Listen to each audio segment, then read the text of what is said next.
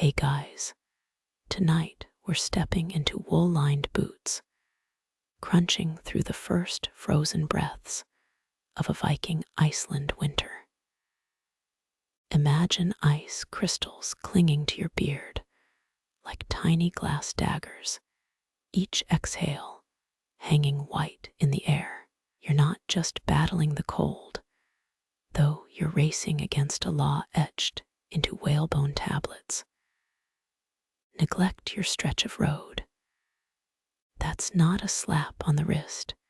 It's exile into a blizzard with nothing but your shame.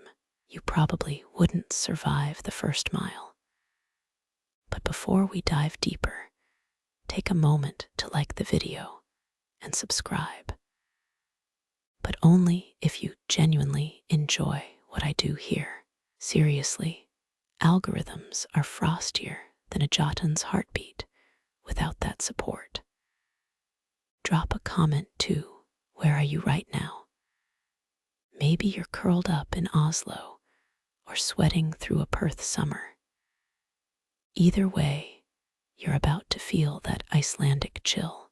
Now, dim the lights, maybe turn on a fan for that soft background hum, and let's ease into tonight's journey together. The crunch beneath your boots isn't just snow, it's the weight of Gregor's law. Yeah, those old Norsemen had rules for everything, including how wide your shovel could be. Your neighbor's path looks clearer than yours. Too bad. That stretch of packed ice ahead, from the third birch tree to the stone carved with Odin's face, is your responsibility. Forget to dig by dawn.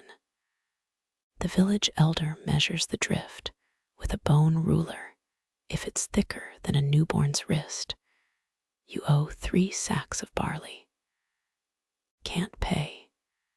Enjoy your new home, a windswept rock where even the seals starve. They called it snow slavery for a reason. Your breath fogs the air as you chip away, each scrape echoing off nearby longhouses. Historians still argue whether these laws saved more lives or just fed the chieftains power. But here's the kicker. Your shovel isn't just a tool. It's proof you belong to the community. No badge of honor, though. More like a frostbitten receipt for staying alive. Ever tried timing yourself with frozen sheep guts? Because that's how they did it. A length of intestine hung outside, stiffening in the cold to mark the hours. String snaps before your path's clear. Better start praying to Thor. You spot Thrain 2 plots over the guy who always forgets his shovel. His section's buried under a fresh drift. By noon, the law speaker arrives, his boots sinking into the unshoveled snow. No shouting, no drama, just a calm tally on a walrus tusk ledger. 3 strikes, Thrain. 3. And you're hauling your shame to Hill Rock. The real nightmare. They policed this harder than modern parking tickets. Every newborn's first cry was logged in a snow ledger, adding another future shoveler to the roster. Dream of skipping town. The fjords froze solid for months. No escape, just endless white, and the creak of your own shovel. Cold seeps through your gloves now, the kind that makes finger bones ache. That's not just winter. It's the weight of knowing your ancestors did this too. Blizzards buried whole clans when someone got lazy, so you keep digging, because the alternative isn't death. It's worse, becoming the cautionary tale mothers whisper about, while the northern lights dance mockingly above. Wind howls through a gap in the mountains, a sound like gods sharpening their knives, your fires down to embers, but the work never stops. Somewhere out there, a wolf pack paces the tree line, or maybe it's just the creak of your own spine. Either way, you'll shovel until your hands freeze to the handle, until the law and the snow decide you've earned another dawn. Your boots crunch through freshly grated ice as whispers of an earlier age rise from the stone-packed lanes beneath. Winter's bite sharpens your focus. Every breath hangs crystalline. Every footfall a negotiation with the frost-stiffened earth. Up ahead, two paths diverge. A broad thoroughfare stamped with oxhoof grooves, and a N-R-O-T-T-U-N-N-E-L of leaning turf roofs. You hesitate until a horn blast rattles your molars. Main road first, always.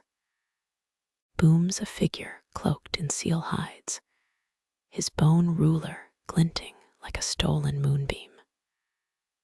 Thorstag patrols don't negotiate, not since the great avalanche of 982 smothered 7 trading caravans in a single hour.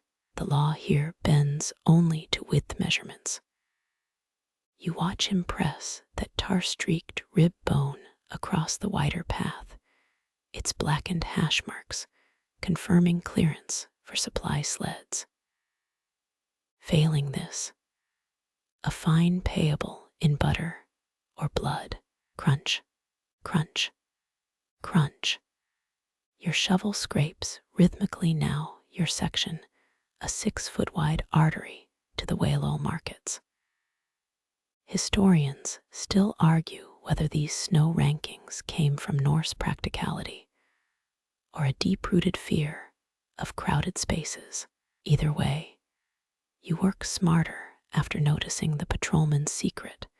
They favor roads leading to the Jarl's storage pits. 3 passes of your blade, and the ice chips sparkle like shattered quartz until a shadow looms. Allie's slush creeping into my lane again. Snarls a woman chipping at a side path barely wider than her shoulders. You recognize that venom. Property law sagas mention feuds lasting generations over half-inch snowbanks. But here's the kicker. Main road workers could demand waste fees from narrow lane neighbors if drifting powder crossed boundaries. Your shovel pauses mid-scoop. Best not risk a spear through your door flap tonight. Scrape, scrape, scrape. The rhythm resumes as you peel back another icy layer, each stroke sinking with the distant tap-tap-tap of patrolmen's rulers. That tar they used, not just for marking, bone absorbs moisture, warping measurements, but slather it in boiled pine pitch, and suddenly your gauge stays true through sleet storms. Grimy brilliance, though you're not sticking around to smell their workshop. When spring thaw hits, your palms sting through worn mittens, but there's no respite. Thorstag inspections happen at both sunrise and moonpeak. Miss either. Your name gets carved into the law rock with a chisel dipped in shame ink. You've heard tales of a trader who skipped his dusk shift, spent the next month hauling dung to warm the earth, where his negligence festered. Hiss. A hot spring vent exhales sulfur-scented steam near your boots, a cursed blessing that'll melt your work if ignored. Crouching, you chip a diversion channel with military precision. Main road privilege means accessing these geothermal veins First, a lifesaver when fingers numb and tempers flare. Scholars found 11 such melt drains under Reykjavik's old markets, proof that Viking engineering rivaled their wanderlust. Clang. Your shovel strikes something unyielding, a rust-pitted sword buried hilt-deep in permafrost. Touch it, and you'll owe the Jarl's armory 3 new spearheads. Leave it be, and tomorrow's patrol finds you for obstructing trade routes. Solution: you heave the relic onto a passing wool sled. Let some Greenland-bound merchant explain why his cargo clinks of ancient steel. Groan. An ox-drawn salt cart approaches, its wooden wheels creaking under the weight of preservation. Here's where main road status pays off. Your shovel work ensures safe passage, earning you a fist-sized salt lick as toll. Pocket it, and your winter stews won't taste like despair. Drop it. Better start licking icicles for seasoning. Crack. The patrolman's ruler splinters against a hidden boulder, a rare sound that halts every shoveler within earshot. His glare sweeps the lanes like a hunting hawk. Someone's getting fined for concealing road hazards, probably old Eric Three Toes, who's been burying his mead stash under the ice since Yule. You shrink behind your snowbank, praying to tear your shovel marks stay crisp. Twilight bleeds across the sky now. Your breath comes in ragged clouds as shadows stretch like grasping fingers. One final heave sends the last ice chunk tumbling into the diversion ditch. Your hands shake, not from cold, but the gnawing knowledge that tomorrow's freeze could undo it all. Clearance verified, barks the patrolman, stamping your forearm with a woad blue mark. It stings like betrayal, but guarantees hot stew tonight. As you trudge home, a distant argument erupts over an alley's collapsed snow wall. You smile, flexing your stamped skin. Main road status might be backbreaking, but at least your lineage won't end up in some drunk scald's mocking verse. The stamped forearm burns like a brand as you shuffle home, past doorways where graybeards hurl coarse salt like runecasters scattering bones. Those granules hiss against the ice, a practical magic even archaeologists confirm prevented countless slips. But glance left, see that gangly teen heaving salt sacks onto a reindeer sleigh. His groans carry farther than the jingle bells. Welcome to Shovel Duty's caste system. 14 winters old. You haul till your shoulders crack. 50 plus. You salt thresholds till your knuckles bleed. Simple math until you spot old Grimkel flicking salt dust at passing girls instead of his stoop. His son's beard growth right got postponed twice already. Public humiliation wrapped in legal parchment. Clink clank. A sled chain snaps ahead. The teen driver face splints into a drift. Laughter erupts from a passing work gang. No beard for you, straw cheeks. Someone jeers. Here's the kicker. Fail your parents' stoop. And that sacred coming-of-age ceremony. Smear goat fat on your chin. Recite lineage. Blah gets delayed until next thaw. Historians found 12 cases in the Gragaz law texts, but none explain why elders got off so light. Your own mittens stiff with frozen sweat, groan as you reach your family's threshold. Mother's voice slices through the hide door flap. Hadvar's shovel work better not lag, or I'll salt his bed tonight. You picture your little brother, knobby-kneed and dreamy, forgetting his alley shift, his beard, ceremonies already on thin ice. After last week's sleigh spill, scrape. Your blade bites into the doorstep's glaze. 3 strokes in, you hit pay dirt. Father's hidden mead stash. Leave it. He'll whip you for laziness. Remove it. The ice refreezes crooked. Compromise. You reposition the jugs like glacial boulders. A topographic map of bad decisions. You call that clear, barks grandfather, appearing like a snow hag in a hood. His own hands drip brine onto your work. Seniors got to use warm water from the forge's runoff. Never mind that thermal physics wasn't their strong suit. One misspelled rune found near Reykjavik suggests some elders boiled urine instead.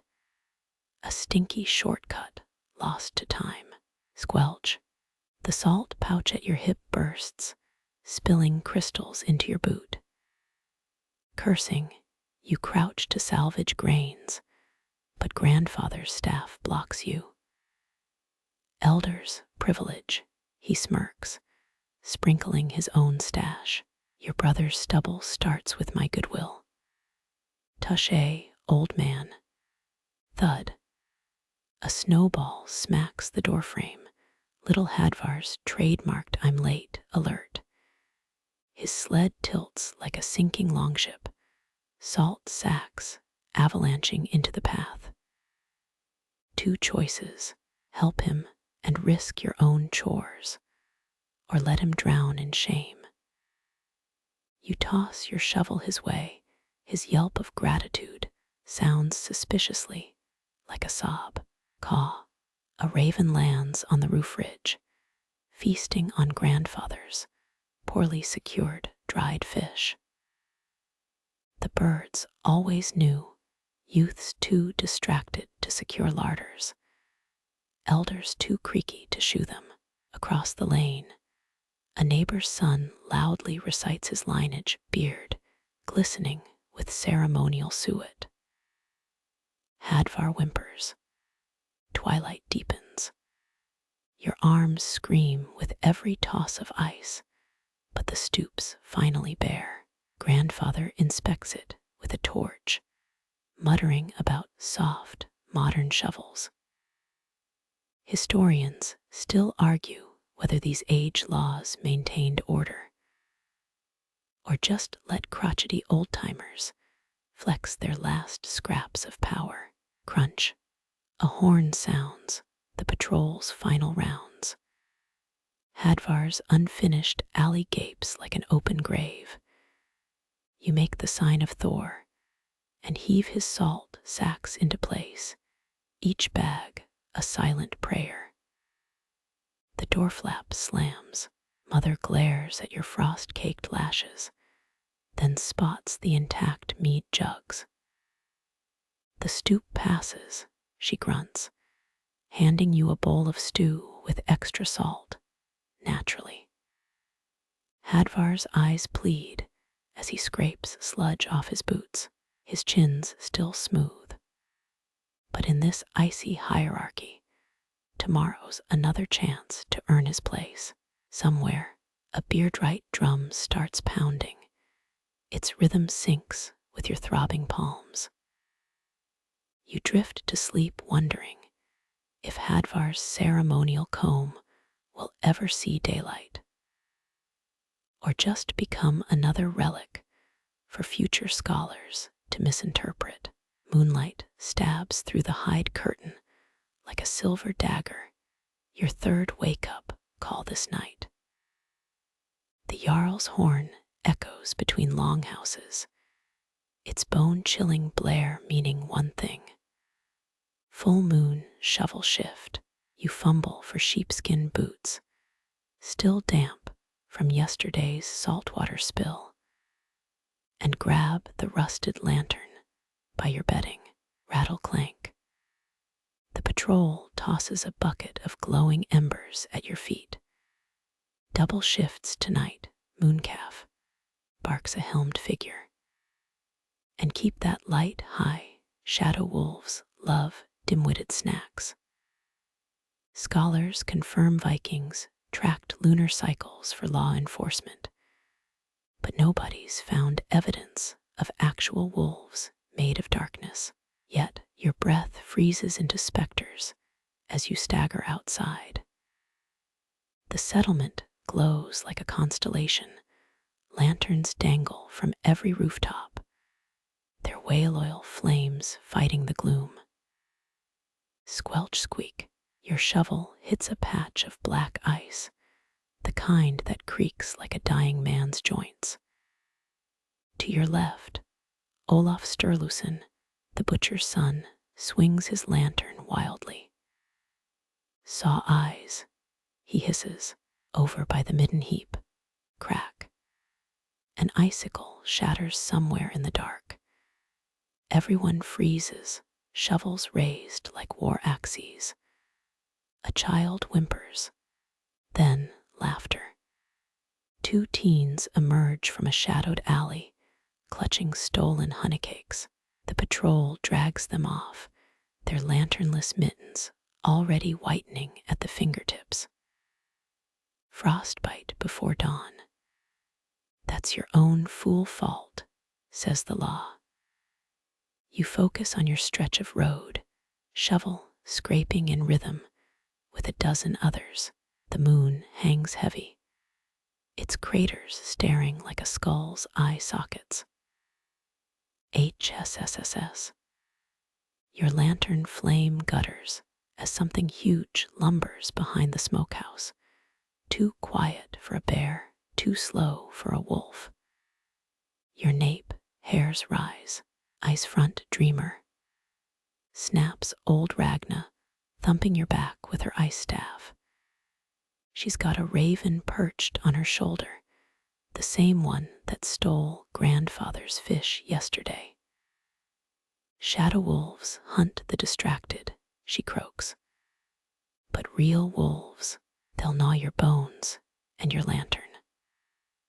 Archaeologists found wolf teeth marks on a 10th century shovel near Akureyri, right beside a child's frozen remains. Midnight comes and goes, your blistered palms seeping through mittens. The patrol passes again, tossing salt that sticks to your sweat-damp brow. Scritch scratch. Something's clawing at the boundary stones. You raise your lantern. A gray shape darts into pines. Real or not, your pulse now races like a spooked reindeer. Yowl, a scream shreds the night from the chicken coops. Shovels clatter as the crowd surges, too late. Only feathers remain, drifting across trampled snow. No blood, no tracks, just a single icicle dripped into the shape of a snarling jaw. Ragna spits. Wolf, she declares, but the teen beside you face pale as the moon whispers. That icicle wasn't here at sundown. Historians still argue whether shadow wolves were mass hysteria or clever excuses for lazy patrolmen. Dawn bleeds across the sky as you slump against a fence post. Your lantern's dead, oil spent. Twitch spasm. The tips of your fingers glow white, early frostbite. You jam them into a fresh dung pile, praying the warmth saves them. Fail, and the law calls it sloth's brand. From the mead hall, the Jarl bellows a victory chant. Another moonphase survived. But as you limp home, you notice 3 lanterns still burning in broad daylight. Their owners, the same elders who exempted themselves from night shifts. The raven cackles overhead, circling a smear of red in the snow, too bright for blood, too thick for berry stain. You dream of teeth made of moonlight all the way to your doorstep. Frost seals your eyelids shut. You peel them open to a world reborn white. Last night's storm erased every footprint, including the bloody smear under the raven's perch. Your breath hitches. Crunch slither. The sound comes from your eastern snowbank, or what was yours. A stranger's sled track cuts through the drift you spent yesterday shaping. The culprit, red-bearded Harold, your neighbor, busily heaping your snow onto his roof. Insulation, he grunts when you shout. Shared cold's a shared burden, eh? Vikings legally claimed snowbanks once freeze-up began boundaries marked with frozen goat bladders. But Harold's bladder marker, suspiciously melted. Clang, you strike the logong by the well. Its vibrations summon the Jarl's arbitrator. He arrives chewing dried cod, breath reeking of last night's mead. Dispute height, he mumbles, thrusting a notched bone ruler into your drift. 14 hands, you snap. Harold's pile, 13 3/4, he argues. The arbitrator squints. Stealing a hand's worth, Harold Ice Thief. Laughter erupts from old Ragnar's porch. Penalty, duel by ice-floe wrestling. Squelch thud.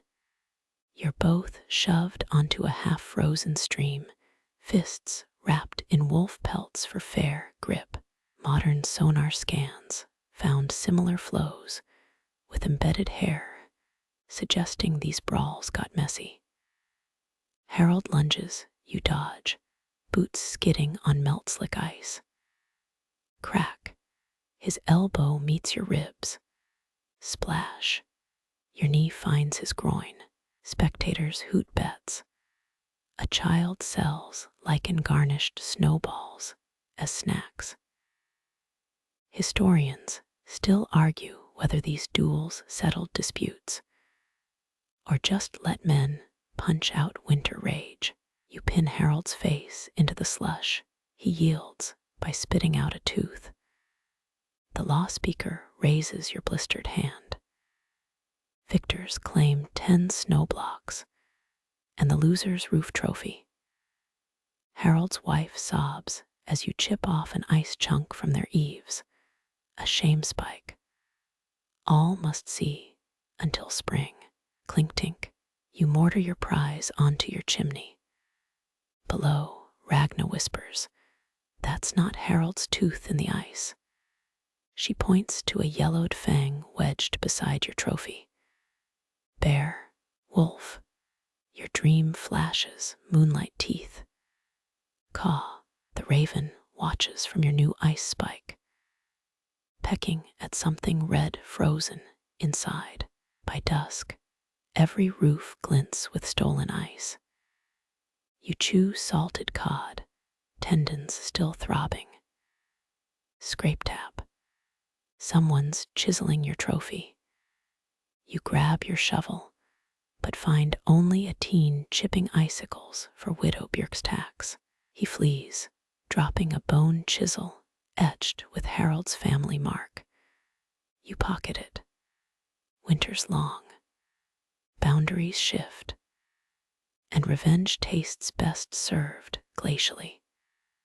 Dawn's gray fingers claw through smoke holes. You wake to a throbbing palm and an empty ale horn. Clang dong.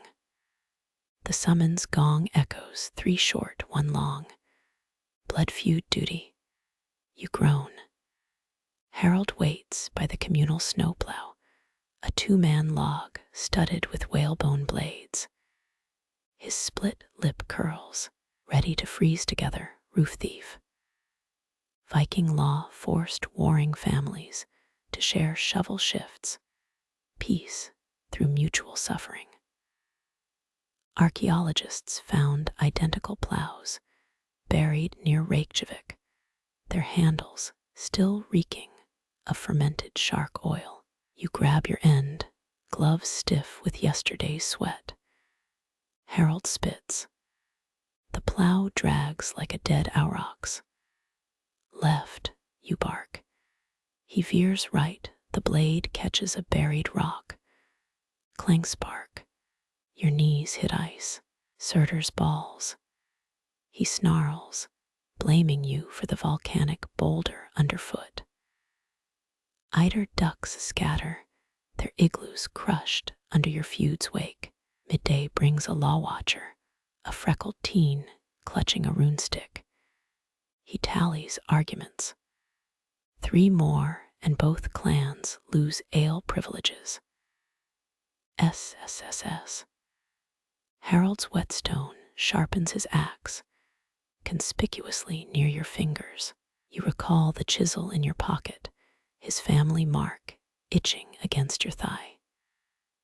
Heard Björk's boy found a bare tooth, you mutter. Harold's shovel jerks, his boot crunches a frozen hair skull. Pop crack. Historians still argue whether these shared chores healed feuds or just brewed darker grudges. The law watcher's stick notches another tally. Sunset stains the snowblood red. One misstep remains before sobriety. Harold accidentally kicks slush onto your boots. You raise your shovel, then spot his youngest daughter watching. She drops a carved ice rabbit at your feet. Squelch, your weapon lowers. The law watcher shrugs, no final tally. Ale survives. For now. Harold stomps home, shoulders rigid. You pocket the ice rabbit, its ear chipped, just like the one your sister once carved. Hoot hiss, an owl perches on the plow, gripping something fuzzy and winter-starved in its talons. You break off a whalebone blade, its edge still sharp enough to slit a throat or carve a truce. But the well's frozen solid, and gifts left there won't stay hidden long. Creak slam, your door shuts out the cold, and Harold's silhouette lingering by your woodpile. The ice rabbit drips on your hearthstone, its edges softening into something that almost resembles a smile. Thump scrape, frostbite nips your toes awake, the ice rabbit's now a puddle leaking toward your boots. Clank.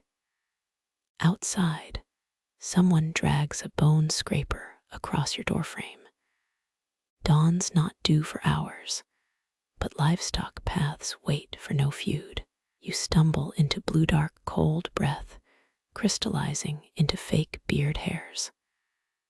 Across the valley, pine-pitch torches bob like drunk fireflies. Sheep herders, already cursing. Law 7's clear wool beast trails before sunrise, or face the lichen lord's wrath. Here's the catch. Icelandic Vikings believed certain mosses were sacred to Freya, god of fertile flocks. Crush one under hoof. Your best you might birth 2-headed lambs, or so the elders claimed. Your shovel bites into ruts, frozen harder than Thor's ego. A whistle splits the gloom. Young Eiríkur herds his shaggy charges downhill. Their bells clank sputter, clogged with ice. Sing, he hisses at you, nodding to the law watcher trailing him. You grimace, then croak the mandatory hoof softener chant. Flow, ice-floe, bend like bow. Let no you break her toe, oh oh. Historians found these rhymes carved into 10th century troughs near Hekla. But scholars still debate whether it's sacred verse or Vikings' earliest dad jokes. Either way, the law watcher nods, tallying compliance. Irakur's flock bleats approval, their wool steams in the cold. One ram veers left toward a lichen patch glowing faintly green. You dive, shovel outstretched, whump. The beast's hoof grazes your sleeve, missing the moss. Irakur kicks ice at its rump. Next time, sing louder, your reward. A hairy wink from the law watcher, and a lichen sprig tucked behind your ear. For Freya, he mumbles, though you suspect he just enjoys watching grown men wear foliage. Crunch, crunch. Harold materializes beside you, shovel in hand, face still stormy. Without a word, he starts hacking at the path's edge. His chants off-key, more growl than melody. The law watcher frowns, but keeps counting. You let him work. By mutual silence law, feud freezes don't apply during lichen emergencies. His blade chips at glacial gravel, tink, tink, tink, until something metallic glints. A pendant. He pockets it fast, but not before you spot Odin's ravens etched on bronze. Sunrise leaks over the hills. Ice glows pink as a scald's blush. The last sheep plods past, nibbling Irakur's mittens. Safe for today, Harold stomps away, his shovel scars merging with old ones on the path. You linger, poking the almost crushed lichen. Its leathery threads spring back, stubborn as a Norse widow. Underfoot, the chant-softened ice squelches oddly, like stepping on a giant's nasal drip. Hoot, that owl again, perched atop your fence post. Its talons grip a half-frozen mouse, and what might be a shriveled blueberry, or a very small dragon egg. You toss a lichen sprig. It stares, unimpressed, then drops its treasure into your mitten. The mouse squeaks feebly. Great. Now you're fostering a snack for Freya knows what. But the law says nothing about rescuing oathbreaker rodents, so into your pocket it goes, lichen cushioned. Creek slam, home again. The fire's dead, but the ice rabbit's grin persists, waterlogged and sly. Outside, Harold's axe resumes its angry rhythm. Thwack, thwack. You place the mouse near the hearthstone. It blinks up at you, whiskers twitching, almost like it's memorizing your face for some tiny, vengeful saga. Clink. Your rescued mouse nibbles the lichen sprig, tiny teeth gnawing runes into the soggy leaves. Outside, wind howls through Harold's fence posts, carrying whispers of his crackle. Not ice, not fire. You press your ear to the door. SSSSSSSS, like 1,000 snakes slithering over fresh snow. Midnight ash duty. The law's clear. Smother every inch of new snowfall with hearth debris before moonrise. Forget, your stockpile becomes public property, along with your dignity. You grab the soot bucket, its charred smell clinging to your tunic like a clingy tavern bard. Vikings used ash for traction centuries before salt trucks, true fact. But here's the twist. Neighbors pilfered each other's ash to avoid mining their own hearths. Hence the ritual. You scatter cinders in spiral patterns, your grandmother's trick to confuse would-be thieves. Across the valley, other torches bob, ash brigades at work. Crunch, squelch. Something moves near your woodpile. You freeze, ash-dusted mittens mid-throw. A shadow crouches there, scooping your precious cinders into a sack. Gotcha. But the law dictates, catch them red-handed, and you must track their fleeing footprints. Soot betrays all. The thief dashes downhill. Each step leaves a coal-black stamp. You follow, bucket swinging like an angry pendulum. The trail winds past frozen streams, through a stand of bone-white birches, straight to Harold's goat shed. Of course, inside, the sack spills open, your ash mingling with his. He glares, shovel raised. Yours, you counter, pointing to the telltale bootprint. His left heel's missing a nail. The law demands confrontation, but Harold's eyes dart to his trough, where his prize ram nibbles ash-speckled hay. Its usual mangy coat now shines jet black. You snort, preening for the spring mating. Silence. Then snort grunt, a sound almost like laughter. He kicks the sack toward you. Take it. Wool's cheaper than pride. Historians still argue whether ash colors held coded messages, black for threats, gray for truce offers. Maybe Harold's ram is his apology. Or maybe he's just bad at theft. You leave him 2 handfuls, an old custom when settling grudges. Back home, Mousedooms still chews your floor rushes. The ash ritual's safe for now, but HSSSSSSS, that sound again. You peer outside. Fresh snow falls, and every flake sizzles where your ash lines hold. Plink, a cinder pops free, rolling into darkness. Somewhere, a sheep sneezes soot. You smile. Tomorrow's shovel duty just got interesting. Thump. The last cinder cools as the hissing snow quickens, needle-sharp flakes stinging your cheeks. That sizzle isn't ice fading, it's the law rising. You know the drill. No talking once the blizzard's wail drowns the Jarl's horn.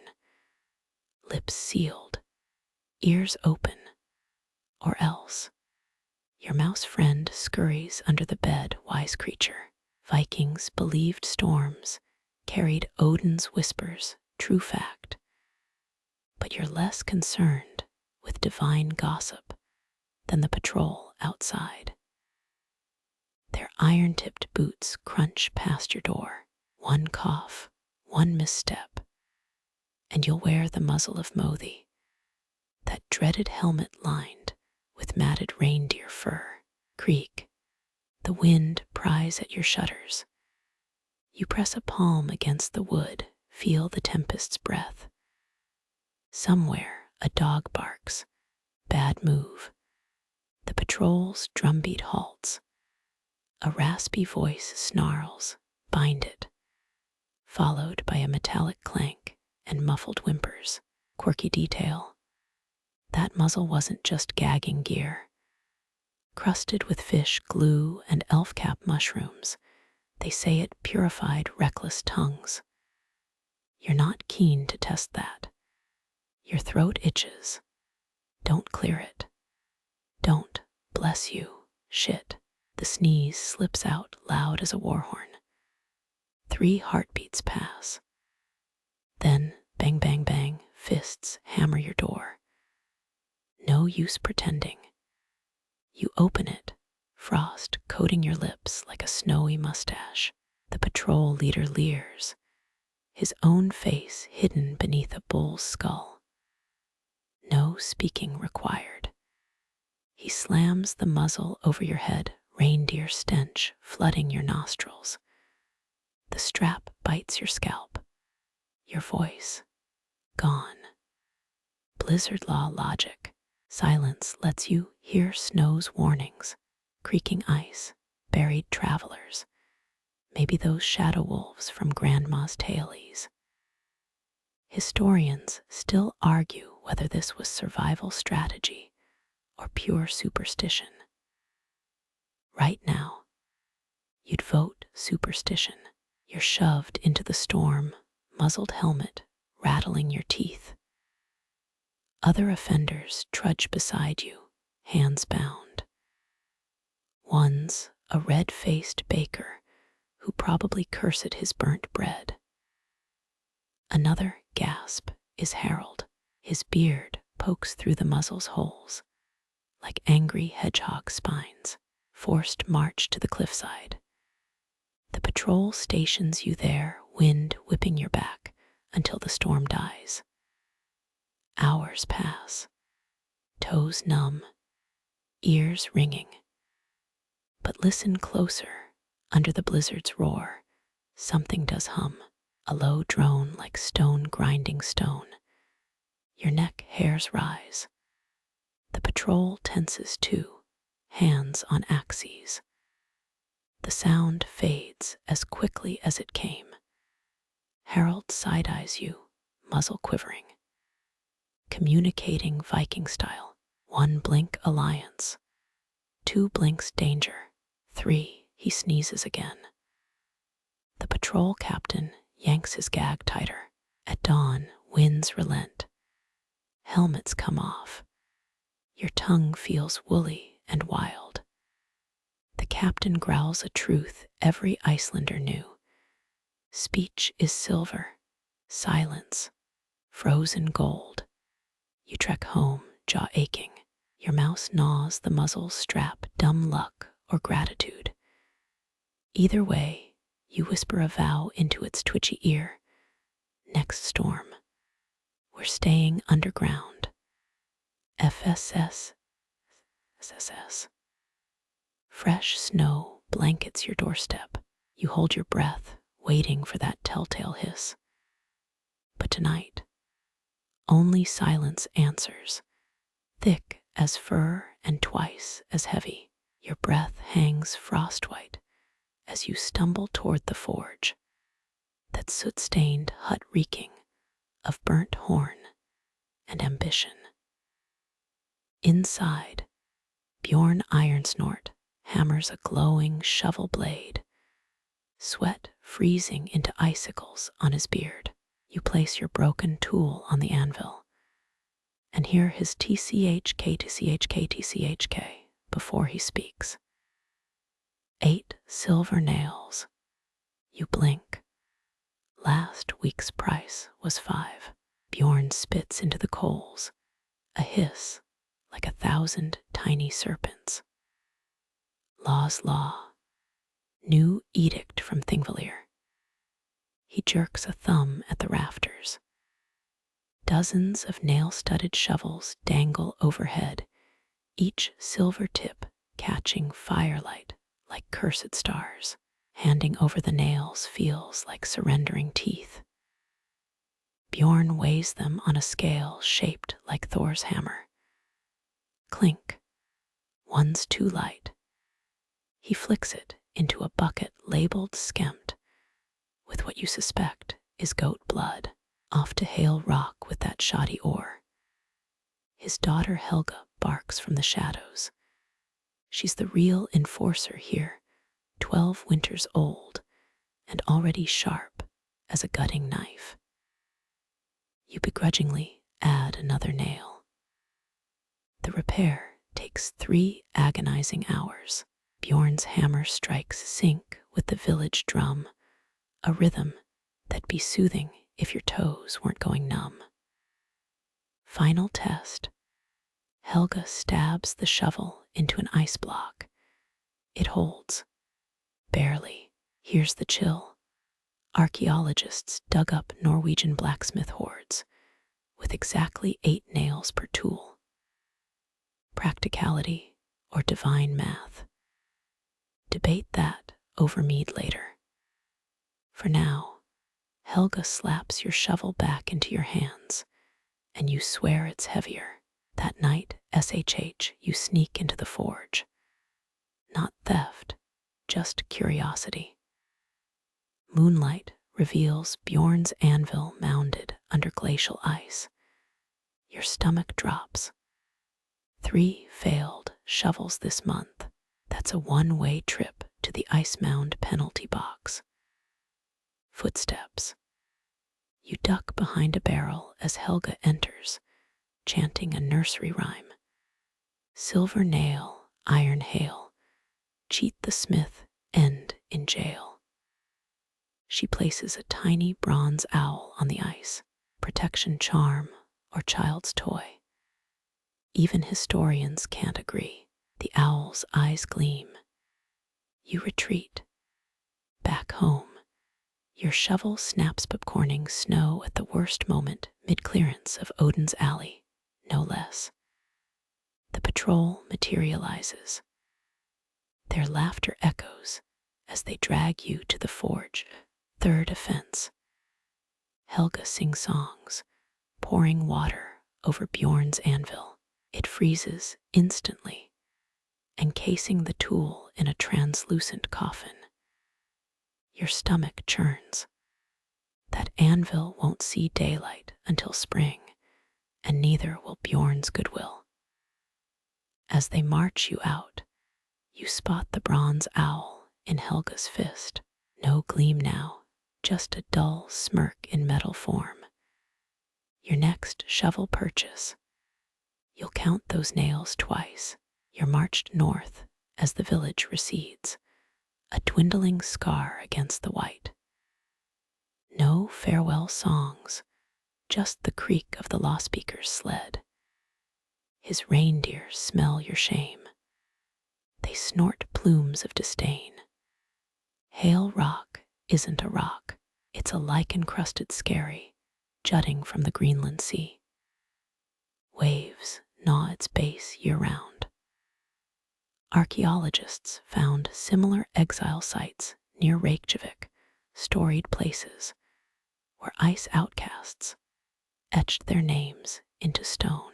You won't carve yours. The wind here erases pride faster than a scorned lover. 3 rules govern this jagged hell. 1. No fires taller than your thumb. 2. No stacking stones to form shelters. 3. No shouting at the auroras. They're said to steal voices. Break 1. The patrol leaves your next meal at the tide line. You learn this when your flickering fire draws a skiff at dawn. They dump your cod ration into frothing waves. Your stomach howls. The gulls feast. Hunger teaches you Hail Rock's rhythms. Frost clings longest to the eastern crags. That's where limpets cluster. One wrong step, though, peer over the edge. See those wave-smoothed stones. They're not stones. Outcasts from another century sleep there, their bones polished by salt and time. Nights are worse. Winds carry voices from home, laughter you once ignored, the clang of the village bell. Hallucinations? Maybe. But when you find 3 charred fish heads arranged in a smiling face, you stop wondering. The quirkiest survival tactic. Exiles wove kelp into ghost nets to catch sneaky return routes. True or not, you try it braiding slimy fronds by moonlight. The net disintegrates at sunrise. So much for fringe history. 3 weeks in, you spot footprints in the shale. Your own. You've circled this rock 17 times. 17's a sacred number, right? Odin hung 17 days in Yggdrasil. Your knees buckle on day 18. The patrol returns during a howling gale. They're not here to rescue you.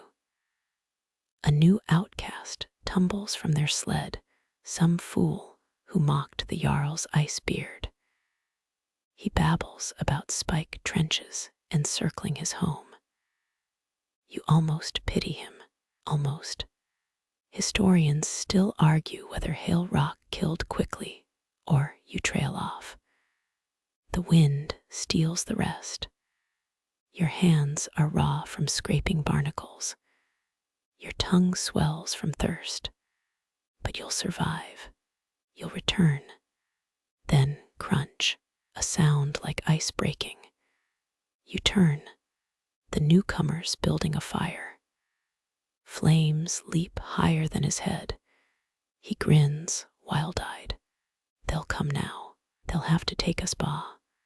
The patrol's arrows silence him. You press flat against the rock as shafts hiss overhead. One embeds where your skull was. Lesson learned. Hail Rock doesn't need spikes to keep you trapped. Hope does that just fine. Your breath fogs the air like a spectral hound. Each exhale a reminder you're still alive. Nights on Hail Rock play tricks. Shapes coil in the ice glare. Last week, was it last week?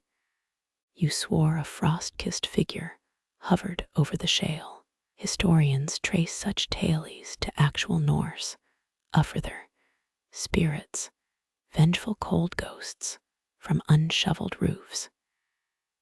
You'd mocked those stories once. Now, your cracked lips whisper apologies to the wind. The new exile's body lies where arrows felled him. His pack holds dried lichen, a bone needle, and 4 goat skins, payment for priests to banish frost wraiths, or so the law demanded.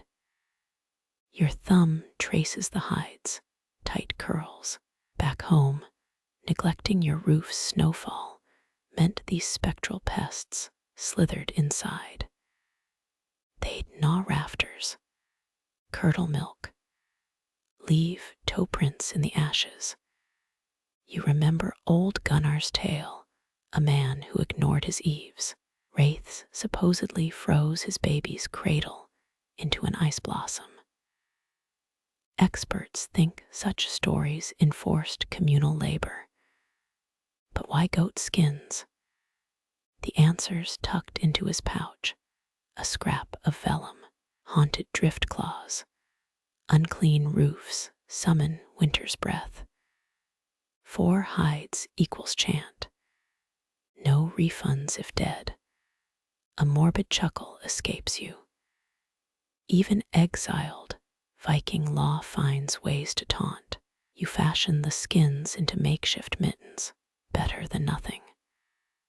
The wind carries a new sound, not waves or gulls.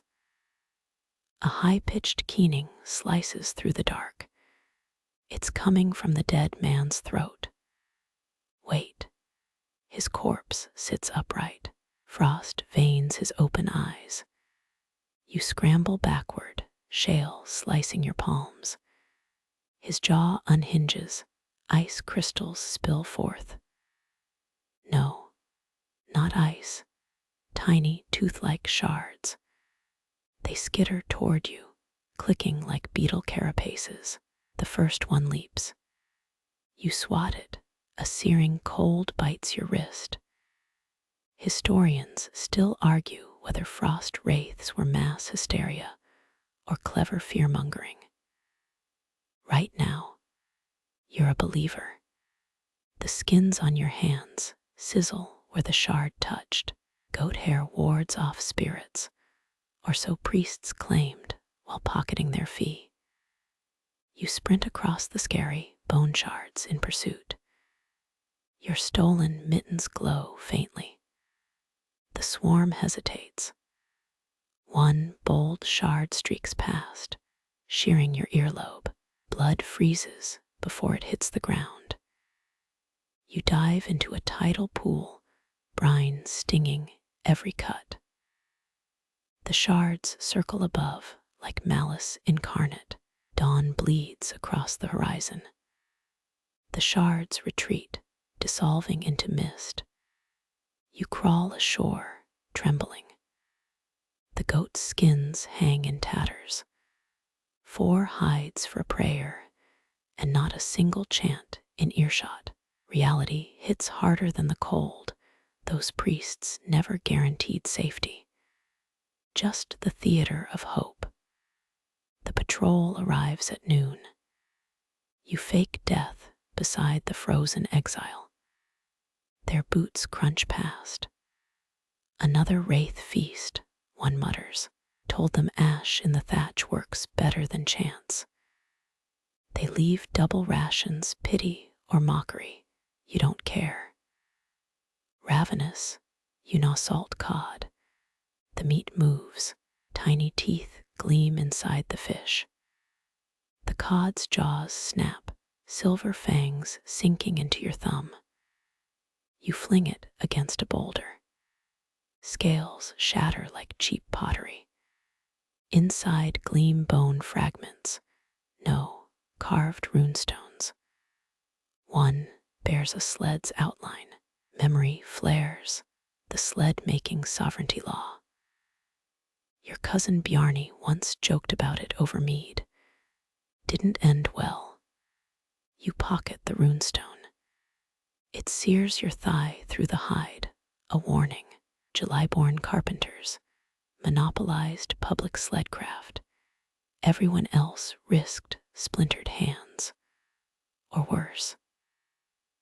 Modern historians nod at seasonal labor divisions. Summer births meant apprenticeships timed with thawed timber.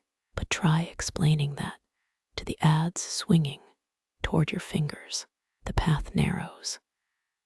Pine resins sense the air, scattered shavings lead to a half-built sled. Its runners curve like raven wings. Touch it. Go on. You kneel, brush sawdust from the seat. The wood hums, a vibration crawling up your vertebrae, not your month, wanderer. A figure emerges, leather apron, goggles carved from walrus bladder. Their adze drips black liquid. Whale blood sealant, maybe, or something older. You stand slow, but the runestone burns hotter. July's mark glows beneath their collar. Merely appreciating the craft, you lie. They snort. Appreciate this. The adze slams down, you jerk back. A buried sled blade springs up, grazing your cheek. Blood steams in the cold. Historians still argue whether the birth month rule prevented shoddy work or pleased Thor through storm season babies. Right now, theology's irrelevant. Survival's arithmetic. The carpenter spits. Scarred the grain. Now you'll pay. They lob a wooden mallet. You catch it, or it catches you. The handle writhes, live roots burrow under your nails. Burning, always burning here. You smash it against the sled. The roots retreat, but the seat cushion hisses. A nest of pine vipers uncoils, mouths puckered like dried rose hips. Their venom crystallizes air into jagged frost shards. You stumble into a tool rack. A July-born's chisel jabs your ribs. The mark on your runestone flares, twinning the carpenter's brand. Thief, they roar. The vipers strike. You roll beneath the sled. Their fangs puncture the birchwood instead. Sap oozes, thick and honeyed. The carpenter howls, clubbing wildly. Boards splinter. You scramble clear, clutching the mallet. One viper clings to your boot. Its bite tickles. Laughter bubbles up, hysteria or venom. The world tilts. Pine needles blur into whalebone chisels. The carpenter's curses fade. You collapse against a stump. The mallet's handle sprouts lichen. Tiny mushrooms spell a word, July. When consciousness returns, dawn's peeling night's corpse. Your hands whole, unsplintered. The stump beneath you is an anvil, or a tomb. The runestones cool now, carved into its surface, your birth month.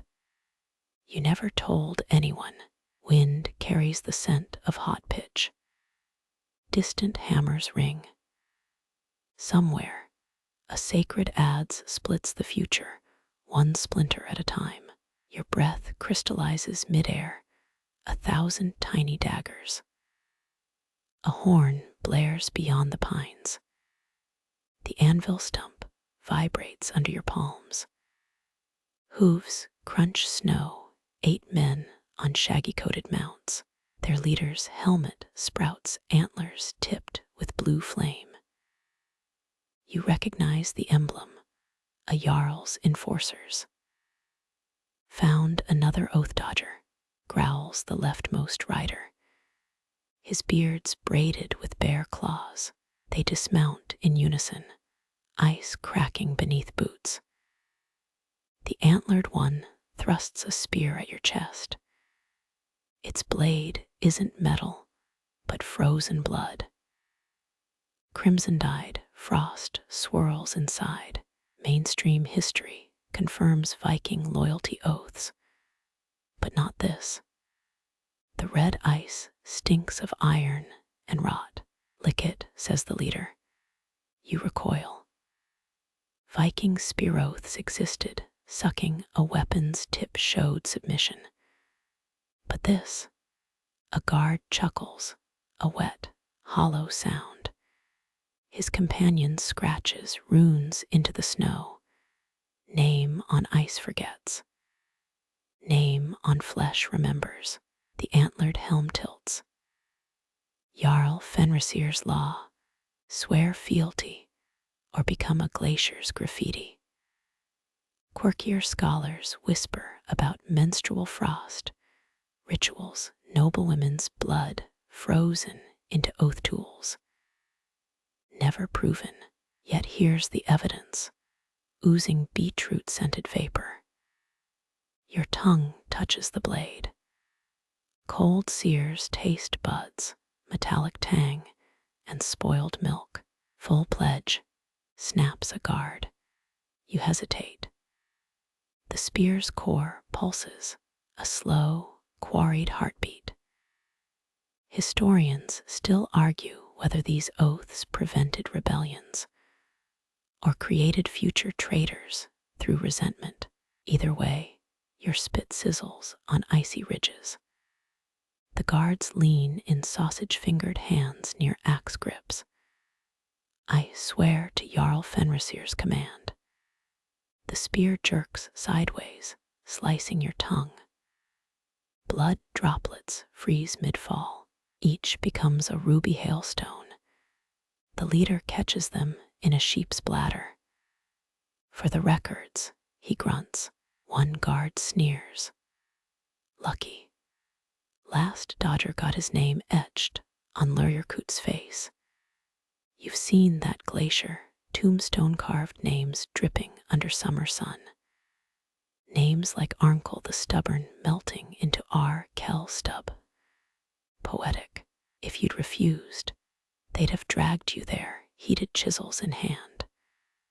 The riders remount. Antler flames flare, your stolen runestone glows in response. A guard notices. His nose wrinkles. Born in Gormanuther, A. 9th month, weak blood. They ride off laughing. Your tongue's numb speech now slurs. A pine marten watches from a branch. It sneezes, scattering ice needles. You spit pink slush. Whatever fealty means here, it's temporary. Like all winter things, shouting erupts downhill. Through frosted firs, you spot a dozen villagers hacking at Lurjerkut's base. chiseling, always chiseling. A boy collapses, his mallet arm black with frostbite. His name, Atrolf, gleams wetly on the ice. The H already drips. Wind shifts. Burnt seal fat wafts from the Jarl's hall. Somewhere, a red-iced spear dips into another mouth. Another liar sworn. You press your thawing runestone to the cut. It stings, then soothes. Loyalty's a fickle scar. 3 ice chunks later, the marten's still there, tail flicking. It hisses at your pocket. The runestone throbs. July never mattered until it did.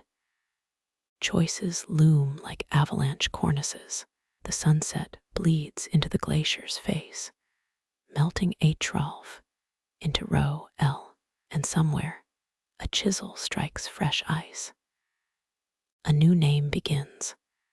Your boots crunch toward the village square, each step squeaking like a stepped-on goose. A roar splits the air, or maybe that's just Bjorn Flatnose belching. The reek hits first, sour mead and burnt barley. There he sprawls, red-faced and half-buried in a snowdrift, still clutching an overturned ale horn. Third time this moon, mutters a passing thrall. She tosses a bone shovel at Bjorn's chest. It clangs against his amber pendant, the one he stole from a Gotland trader last summer. Mainstream history confirms Vikings penalized public drunkenness. But not like this. 6 guards haul him upright, ice clinging to his braids like crystalline lice. Latrine duty, bellows the law speaker. His cloak's hem drags, frozen urine crackling with each step. Bjorn groans. I only had 7 horns. 8, corrects a guard, holding up a notched stick. Found you humming the ballad of one-eyed Hilda to a sheep. Again, the punishment begins. Bjorn staggers to the latrine trenches, those deep pits behind the smithy, where winter's waste freezes into dagger-spiked mounds. Your eyes water before you're 10 paces close. Historians still argue whether these laws cut drunkenness or just taught Vikings to swill in silence. Either way, Bjorn's shovel grinds against ice-crusted something. You'd rather not dwell. Enter the bards. 3 of them liars strapped to their backs materialize like gleeful ghosts. Their leader wears a hat made of dried cod skins. It squeaks when he smirks. Let's begin. They launch into the ballad of the Tipsy Digger, a classic. Verse 1 mocks Bjorn's failed proposal to Astrid Shieldmaiden. Verse 2 recounts him vomiting into the Jarl's soup cauldron. By verse 3, detailing his ill-advised tattoo of Freya, riding a drunken elk, Bjorn's shovel slips.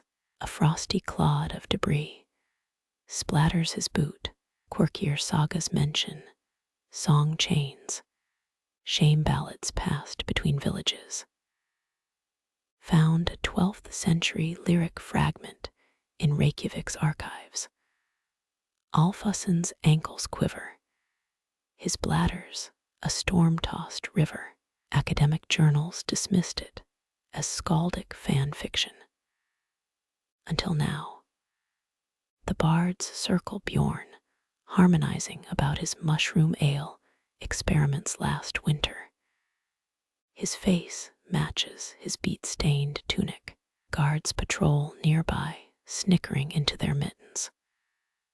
One tosses a rotten egg at Bjorn's feet. It freezes mid-roll, a stinking amber gem. Keep digging, shouts the law speaker. He's perched on a barrel labeled emergency whale blubber, which is definitely half empty. By dusk, Bjorn's carved a trench deep enough to bury a longship. The bards switch to a drinking song, cruel irony, as guards inspect his work. No missed spots, grunts one, poking a torch into the pit. The flame hisses against things. Tomorrow's duty stables, says the law speaker. He hands Bjorn a rusty spoon. With this, the bards bow codskin hat crinkling and vanish into the smokehouse. Bjorn stares at his blistered palms. You toss him a scrap of woolen rag, but he misses the catch. It flutters into the trench. He doesn't bother retrieving it. Later, by the forge's dying embers, you spot the head bard. He's trading Bjorn's ballad for a sausage with the blacksmith. Added a verse about his sheep serenade, he brags. The sausage drips grease onto a half-forged shovel blade. It sizzles, a hungry sound. You retreat to your bunk. Somewhere, a drunk giggles in the dark. A latrine trench waits. The bards are sharpening their rhymes. And Bjorn, he's curled up by the midden heap, snoring into a frozen rat carcass. Dawn brings a new shift and a new verse. The forge's bellows wheeze like a sick bear as you pass, still warm from Bjorn's midnight spoon forging. But today's drama unfolds near the frozen stream. A crowd gathers breath, clouding around a glinting ice block, taller than a war stallion. Meet Eric Bjarnason nursing a chisel and a hangover. His betrothal gift, a snow-sculpted likeness of his bride-to-be, or what's left of it, thaws faster than a liar's promise, grunts her father kicking slush from the sculpture's base. The face sags, one ivory eye dripping down a woolen cloak carved with runes. Mainstream history notes Viking dowries, included land and silver. But snow art, that's pure Icelandic improv. Eric's hands shake from cold or panic. You can't tell. His last attempt ended when the nose crumbled mid-presentation. Now the bride's kin mutter about melted intentions. You crouch to inspect the base. Buried there, a reindeer bladder filled with whale oil. A quirkier saga trick for slowing thaw, or so Eric's uncle claimed during last night's mead binge. Too bad he forgot to mention the bladder needs airflow. Now rancid oil seeps through the ice, giving Feuds' stone-faced mother a sickly yellow halo. Double the dowry, she declares. Her 3 brothers crack their knuckles in unison. Eric stammers something about a faulty walrus tusk chisel. Historians still argue whether these ice tests measured devotion or just lined the Jarl's coffers with extra reindeer. Doesn't matter now. The oil pool spreads, forming a perfect arrow, pointing to Eric's empty coin purse. A thrall tosses him another chisel. Carve faster. He chips desperately, flakes flying like frozen tears. A squirrel hoarding pine nuts pauses to judge his technique. Your toes numb as you watch. Viking proposals required witnesses, but freezing your ankles off for this. Modern engagements got it easy. The final blow comes at noon. A raven lands on the sculpture's head, pecking at the slippery oil. With a wet plop, Feuds' icy braid detaches. It shatters at her father's boots, shards skittering toward the latrine trenches.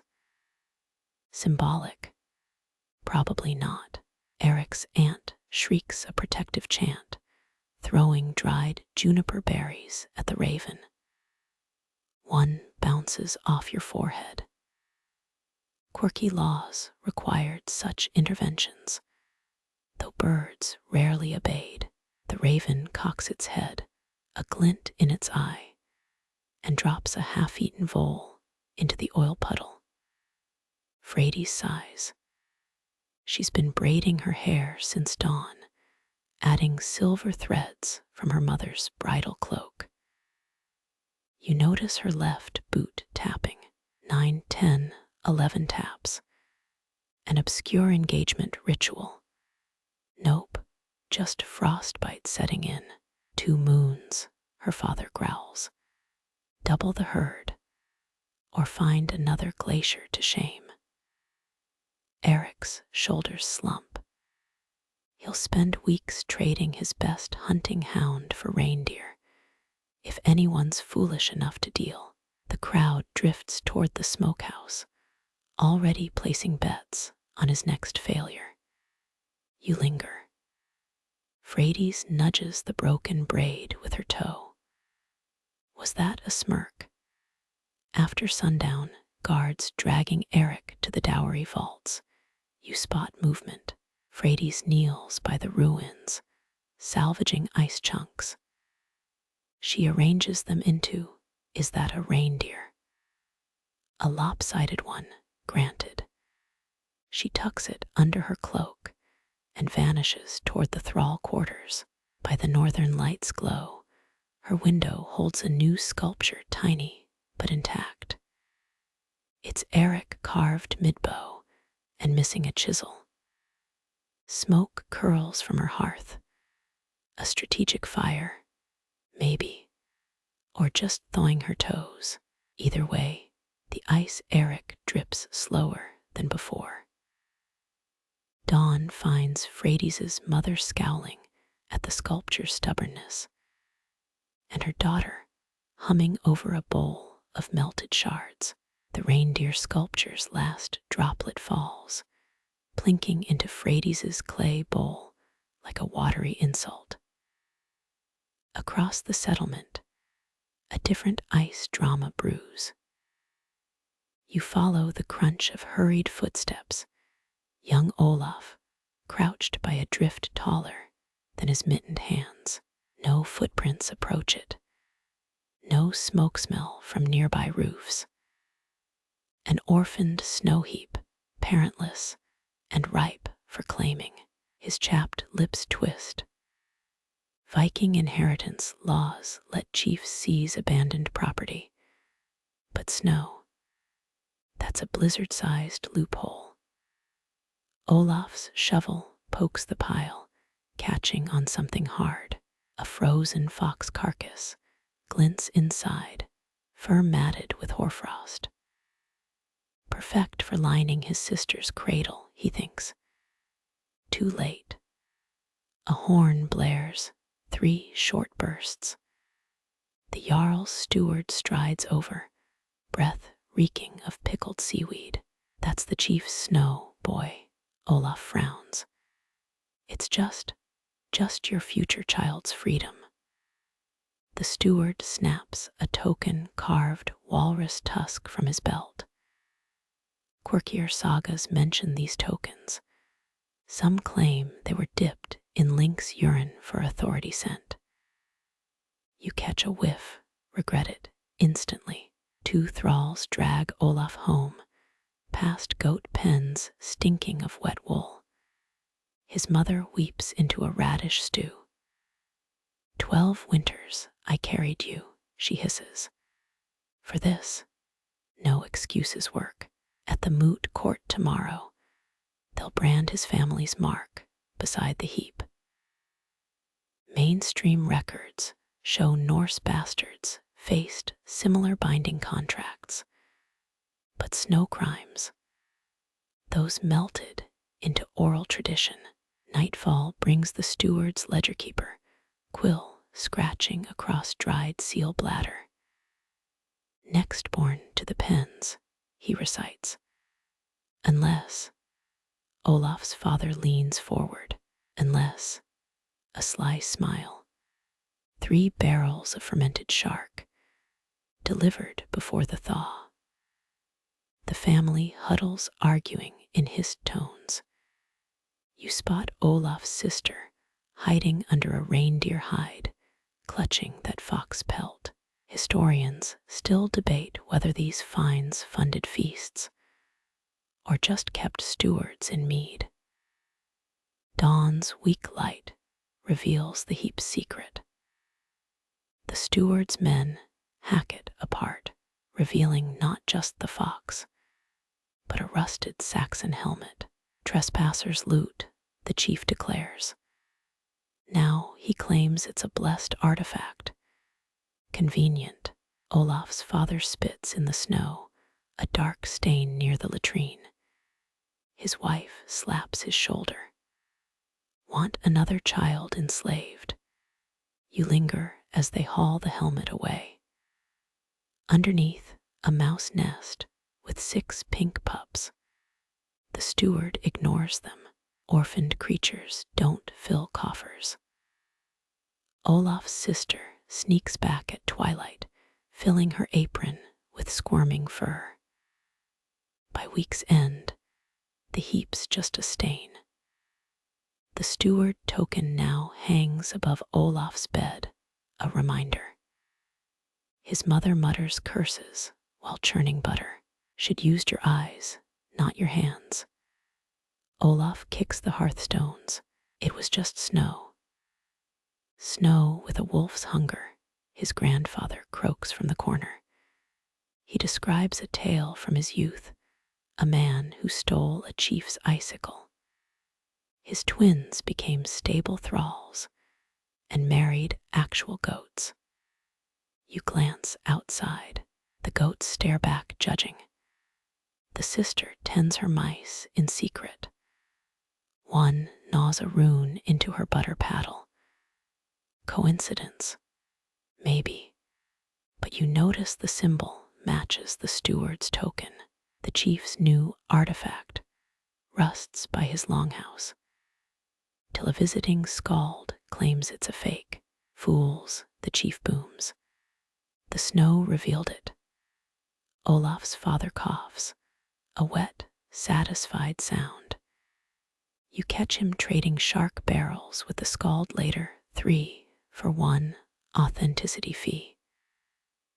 By spring, the helmets paraded at the thaw feast. Olaf's sister offers the steward a cheese platter, her mice-made rune hidden beneath a dried herring. He bites, crunches, and spits. Bone shards. The family swears ignorance, but as the steward claws at his throat, the mice skitter toward the chief's table, trailing cheese crumbs like tiny, vengeful breadcrumbs. Mouse tails vanish into a crack beneath the chief's table, leading you down steps slick with frost-rotten wood. The tunnel's ceiling drips, each plink echoing like a dripping mead horn. Your breath fogs the air too thin for comfort. Viking law banned unlicensed burrowing after the Great Collapse of 872, a mainstream fact backed by sagas. Your boot crunches a hair-bone plaque etched with runes. A rat license, valid only if signed in weasel blood. Quirkier dugouts, allegedly stored illicit skyr cheese, banned during the famine years. You pocket the bone, mistake number 1. 3 twists later voices. 2 thralls argue over a rusted key. It's Shepherd's Gulch style, one insists, referencing disputed tunnel designs from Greenlandic colonies. The key slips, clatters at your feet. They freeze. Smugglers. You bolt, shoulders scraping ice walls ribbed with tool marks. Ahead a faint glow. Freedom? Nope. A dead end lit by foxfat candles, and Jarl Hakon's waist ditch guard. His iron-tipped boot taps. License. Hands shake as you offer the hairbone. He snorts. This permits voles, not humans. The thralls arrive grinning. One aims a bent shovel at your ribs. Now it's the village rubbish chute. They strip your cloak, stuff it with rancid cod heads. The guard carves a crude rat on your forearm with frozen squid ink. Adornments for repeat offenders. Your first delivery clogs the tunnel-rotting seal blubber bags. Historians still argue whether these punishments prevented theft or just bred better smugglers. Stumbling back, you spot mouse tracks veering left. Olaf's sisters brood, hunting cheese rinds. A grate above reveals star-flecked sky. The chief's hearth fire licks the metal bars, dripping grease onto your forehead. Laughter echoes. They're feasting on Olaf's family's shark barrels. The steward's voice rises, still wheezy from the bone shard incident. Smells like ambition. The mice lead you to a side tunnel crusted with blue mold. Squeezing through, you emerge behind the goat pens. One bleats, recognizing the reek of garbage duty. Olaf's grandfather nods from his dung heap throne. Tunnels eat the proud, he croaks. Dawn finds you scrubbing the rat tattoo with snow. It sticks, a permanent mark. Across camp, the chief's new garbage chute overflows, attracting ravens. Their caws mix with tunnel-digging sounds beneath your feet. Someone's already restarted the cycle. You toss the hairbone license into the midden, watch a mouse drag it back underground. Some laws, like frostbite, linger long after the thaw. Down in the dark, iron scrapes ice, rhythmic, patient, hungry. Frostbite numbs your ears as you chip at the tunnel's latest ice clogs, moonlight long gone. Above ground, winter's grip tightens, but down here, your shovel strikes something soft, a sheepskin bundle glowing faint green. Unwrap it, smeared owl feathers, and a whalebone calendar. Tattooed dots mark a date, tomorrow's sunrise. A horn blares overhead, 3 short bursts. The scald's apprentice shouts through a reed pipe jutting from the ceiling. Solar breach at dawn. All shovels down by order of Skald Arnthora. Their voice cracks on the last word, probably still nursing beard burn from the last failed prophecy. You climb up just as the sun peaks over glacier ridges. An oozing black nibble takes its edge. Villagers huddle, hands over eyes as elders command. Peeking through fingers. Permitted, allegedly. Legends warned that staring unprotected turned your bones to day glass. Historians note Norse law codes describing eclipse rituals, though none mention the wet reindeer bile most rubbed on their eyelids. Skald Arnthora circles the square, her cloak sewn with polar bear teeth clacking like a living abacus. She stops before the forge. Work your hammer now, and your shadow becomes a prison. The blacksmith hesitates, then spits into the coals. The furnace flares, casting his elongated shadow onto a drift. Arnthora chants, crushing dried raven eyes into a powder. She blows it across the smith's silhouette. The dark shape shudders, then splits, a jagged second shadow peeling away like burnt parchment. Gasps ripple. The twin shadow darts into an alley, rotting a drunkard's discarded boot as it flees. 7 winters, Arnthora barks. The smith's remaining shadow now flickers weakly, as if starved. He drops his hammer, genuine fear in his eyes. You almost feel bad, until remembering he overcharged you for that leaky stew pot. The village grinds to a halt. Children build, eclipse forts from frozen hay bales, embedded with stolen fish heads as warning sentries. An old fisherman whispers that herring scales predict eclipse duration. Counting them earns you a cuff from the priest. Quiet as stolen breath, you slip toward the communal shed, shovels locked inside during the ban. But the lock's already broken. Inside, a teenage thrall resharpening tools. Double shifts tonight, he mutters. Cursed shadows won't milk themselves. A risky bet. Historians still argue whether the shadow splitting was mass hypnosis or proof of ingredients we'd now call hallucinogens in Arnthora's eye powder. Either way, the law's teeth were real.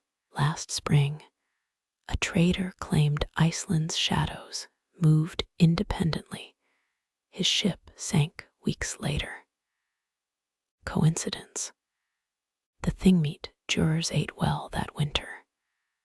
The skald's horn sounds again, sun restored. Villagers squint at their shadows, poking them with sticks. Ungva the dairymaid wails. Hers now has no head. Turns out she's just stepped on a rake. You return to your tunnel, find the shovel handle warped. A hairline crack splits your own shadow down the middle. Probably frost distortion, probably. That night, dreams come fragmented, your silhouette pacing while you sleep, scraping at some buried lock. At dawn, the well whispers rumors. 3 farms report melted ice stores, their shadows absent. You check your boots. Laces tied, and a fresh oil stain shaped like a key. The skald's drumming begins anew, another eclipse predicted for midsummer. This time, you'll watch through a barrel stave, and maybe, just maybe, keep both shadows where they belong. Your boots squelch through gelatinous slop. The village square reeks of boiled despair. Whale blood duty. Every able lung hauls bladders of congealed blubber to iron cauldrons. Your nostrils curl at the rancid sweet stench. Historical records confirm Norse coastal settlements relied on whale products, oil for lamps, bones for tools. But this ritual makes you question evolution. Stir counter sunwise. Bellows the Jarl's taxman, a pockmarked giant, missing 3 toes to frostbite. You swish the paddle through gummy crimson. Flecks splatter your tunic. They'll never wash out. Future archaeologists will label you the bloody launderer in some museum diorama. The mixture thickens, bubbles popping like eyeballs. A thrall dumps in pine resin and crushed nettles for grip, he mutters. Quirky tidbit. Some accounts claim thralls added barley mash to sweeten the stink, though your current batch smells like Satan's porridge. By midday, the slurry gets slopped onto key paths, globs hardening into rubbery crusts. You're teamed with Olaf, whose breath could melt glaciers unaided. He whispers, "Skimped my share last moon, they barred my hearth for weeks, had to thaw mutton on my neighbor's ass. Accidentally spill some on his boots." Historians still argue whether whale-blood surfaces actually prevented ice, or just gave Vikings an excuse to charge extra purity fines. Either way, enforcement's brutal. Patrols scrape samples with silver spoons, find your mix too thin. Kiss your fire privileges goodbye. A child chases a frozen chicken across the treated path. It skids into a dung heap. The Jarl's envoy nods approval. Frictionless foul means proper coating. You don't argue. He's holding a whalebone ledger and a very sharp stylus. Dusk brings inspection. Your stretch passes, Olaf's doesn't. The envoy snaps his fingers. Guards extinguish Olaf's hearth with a bottled blizzard. His family huddles around a single charred ember, cheeks glazed with snot icicles. You leave a secret puddle of blubber outside their door. It'll fuel a smokeless fire if they don't mind smelling like a brothel's grease trap. That night, the paths gleam under moonlight, slick and sanguine. You test one, boots gripping like trolls' palms. Clever, until summer thaws this gory lacquer. Then, enjoy maggots drunk on month-old whale juice. The wind shifts, carrying echoes from the hunt. A successful kill. Good, more blubber. Always more. You pocket a dried clot, emergency candle wax, or weaponized stink bomb. Versatility's key when winter's laws outnumber stars. The last whale blood stench clings to your gloves like a curse when high-pitched giggles cut through the wind.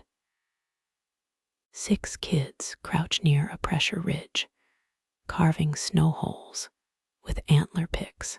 You recognize the game, Fenrir's Trap, where players lure friends into hidden ice pits. Harmless fun until last winter, a boy adjusts a tripwire of braided horsehair, his mittens crusted with frozen snot. History lesson. Viking children's toys found in Reykjavik excavations include miniature wooden traps, some still spring-loaded after 10 centuries. This crew's upgraded theirs. The pit gapes beneath a snow-dusted lattice, sharpened icicle stakes glinting at the bottom. No one's supposed to get hurt. Supposedly. Then came Jarl Harald's youngest, Eirik Goldencurl. His blonde mane made him a favorite target. Kids dared him to chase a fox-pelt decoy straight into a trap dug over a glacial crevasse. Poof, no air.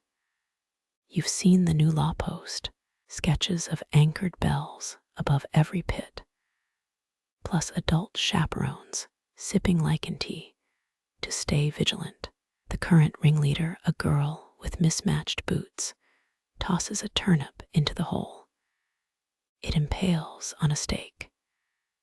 The kids cheer. Quirky twist. Rumor says the required bells get forged from melted down fine coins thieves won't touch. Cursed chimes. You're skeptical. Last week, someone stole Bjorn's bell and his entire outhouse. A chaperone trudges over her eyelashes frosted shut. She mumbles a nursery rhyme ordinance. 3 clangs means danger. 2 means the Jarl's wife wants her mead warmer. The kids roll their eyes. You pocket a fallen bell, its clappers a carved walrus penis bone. Regifted to Olaf later, darkness falls. Parents howl names from doorways. The chaperone yawns, her lichenty long frozen in its flask. Historians still debate whether Eirik actually died or staged his disappearance to escape harp lessons. Either way, the law's rigid. Spot an unchaperoned trap. You're legally required to fall into it. Then bill the kids' families for your boot repairs. You linger near the pit, listening. Wind whistles through the stakes below, a mournful tune. Maybe Eirik's ghost composing a ballad. Maybe just your empty stomach. You drop the stolen bell into the void. It jingles all the way down. Morning brings fresh snow and fresh headaches.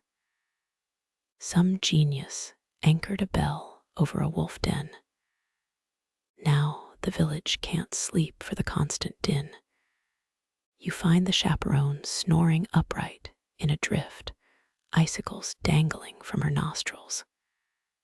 The kids, long gone, off to dig pits somewhere quieter.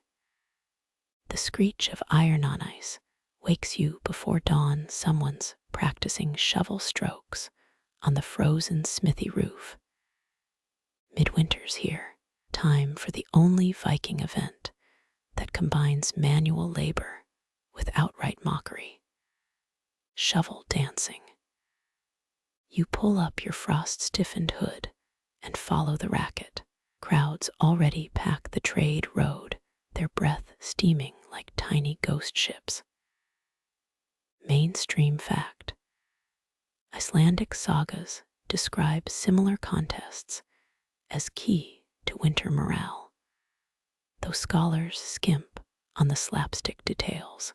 A drunk giant of a man warms up near the mead tent, twirling his shovel like a battle axe.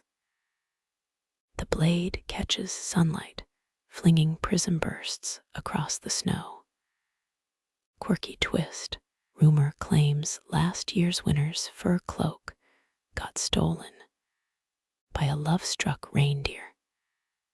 You're half tempted to check the herds for glittering trim. Judges arrive, elderly twins with identically braided beards dipped in blue woad. Their criteria: speed, flair, and how loudly the crowd laughs. First rule: no using your dominant hand. Lefties weep openly. A teenager volunteers, adjusting his grip with shaky confidence. The twins bang their ceremonial snow shovels, an off-key clang, and he begins. His moves are part harvest dance, part drunken badger. The shovel scoops a perfect arc and smacks a judge's kneecap. Spectators howl. 8 out of 20. Yells one twin, while the other rubs his leg and curses in Old Norse. You note the scoring system's flaw: bruises equal bonus points. Next contestant, a bone-thin woman with a rusted shovel. She stomps rhythmically, kicking up ice dust in spirals. Her technique's flawless until she hits a hidden rock. The shovel handle splinters, sending the blade soaring over the fjord. Historians still argue whether these dances were religious rites or excuses to heckle neighbors. You lean toward the latter when someone throws a dried cod at her feet. The drunk giant's turn. He bellows a sea shanty, using his shovel as a dance partner. Each stomp cracks the ice beneath him. Audience members back away. Mid-spin, he slips, launching the shovel through the mead tent's roof. A rainbow of fermented berries rains down. The twins award him perfect marks for ambition and structural remodeling. Losers line up by the stables grimacing as they claw at frozen manure with bare hands. One whimpers, his palms already raw. You spot last night's trap-building kids hiding in a haystack, throwing pebbles at the losers. Karmic justice, maybe, or future shovel dance champions in training. The winner's cloak gets presented, lynx fur lined with seagull feathers.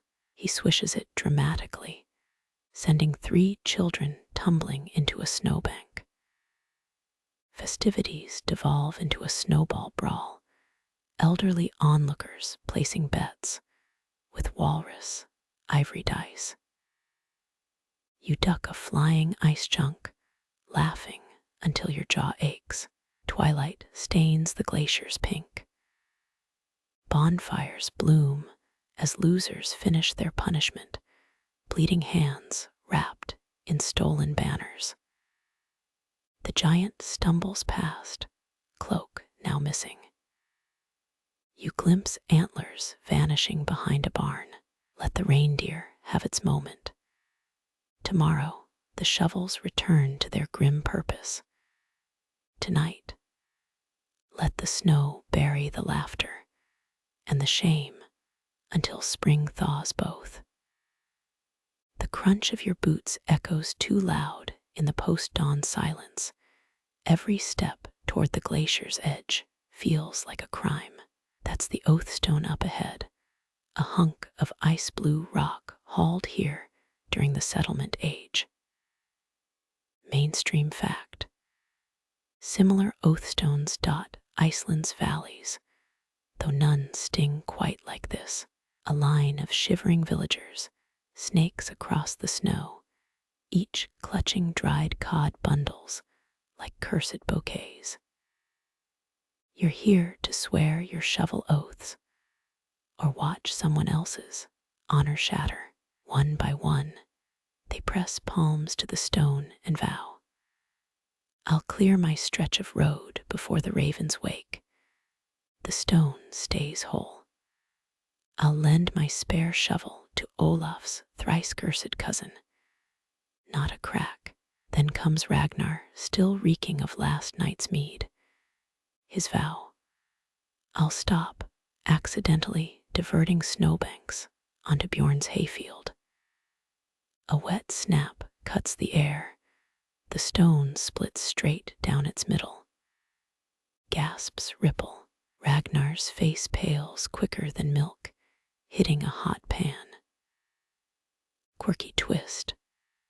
The repair ritual involves balancing cod bundles on the fracture while singing a lullaby to the rock. 32 fish exactly, or next season's blizzards might mistake your home for a snowdrift. 2 apprentices scramble to stack the slick fillets, their tune so off-key. A nearby raven abandons its breakfast. Historians still argue whether the stones cracked from cold stress or bored blacksmiths with hidden chisels.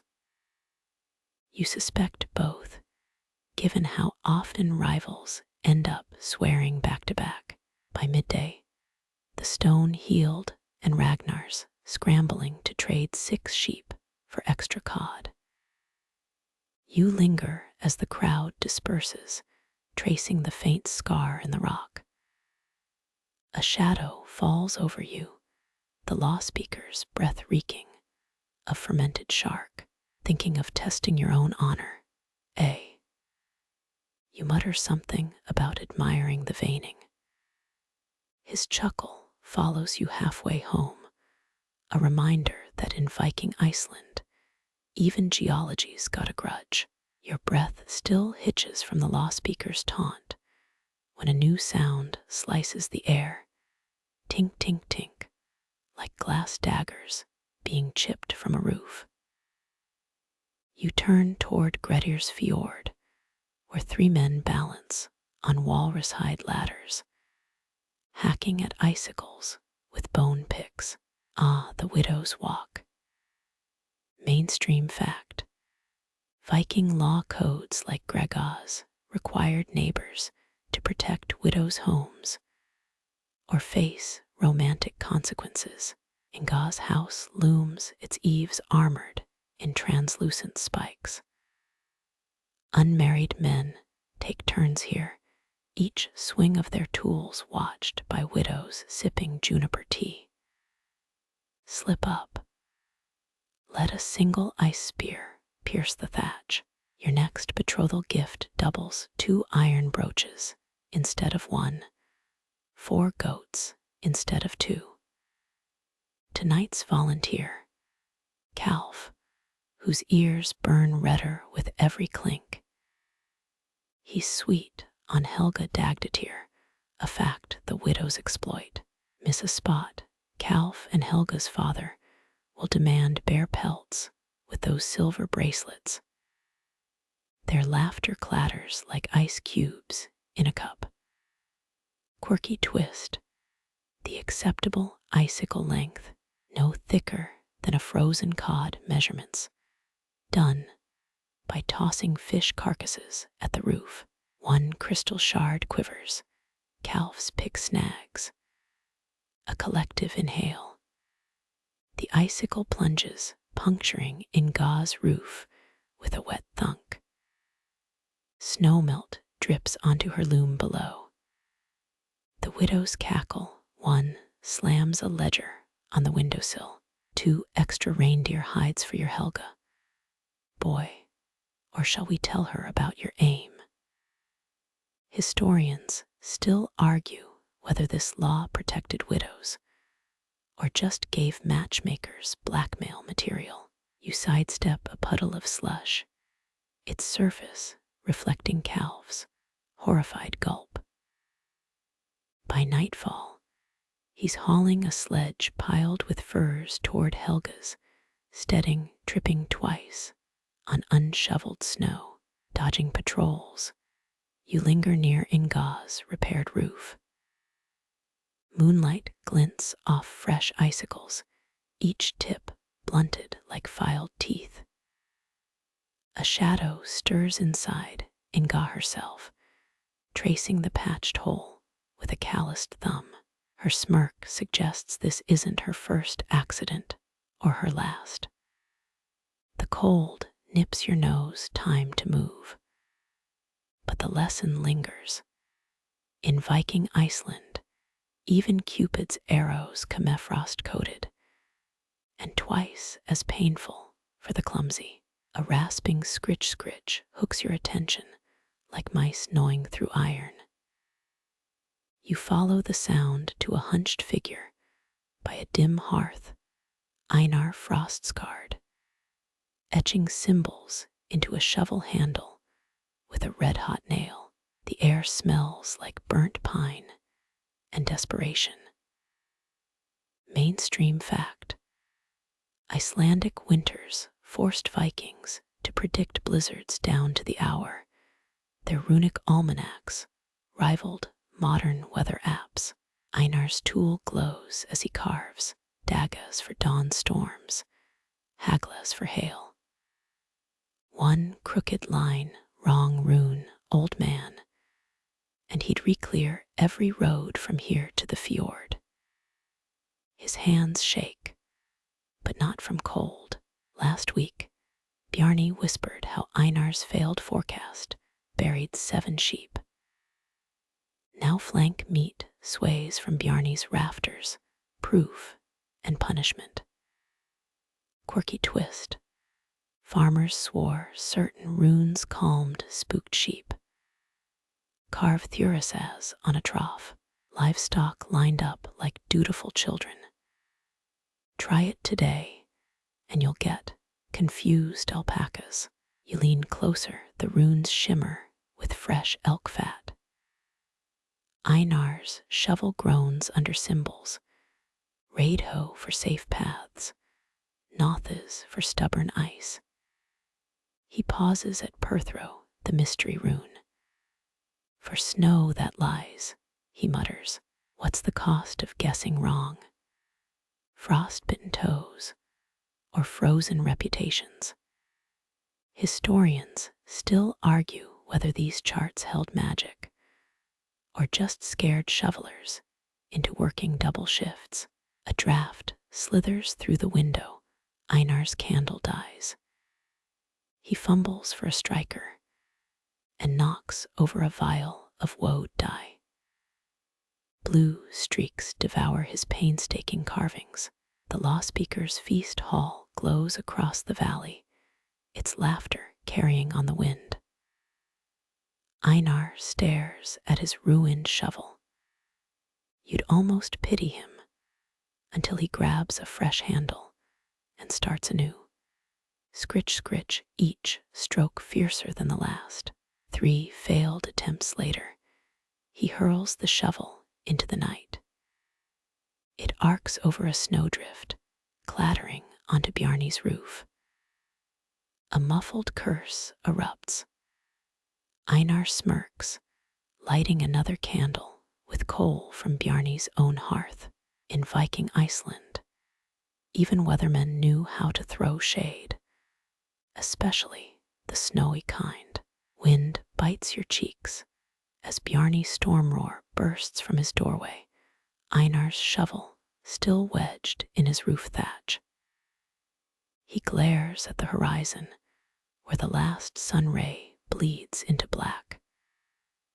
Night shovel duty's begun, and so has the game. Mainstream fact. Viking night watches used wolf calls long before Boy Scouts.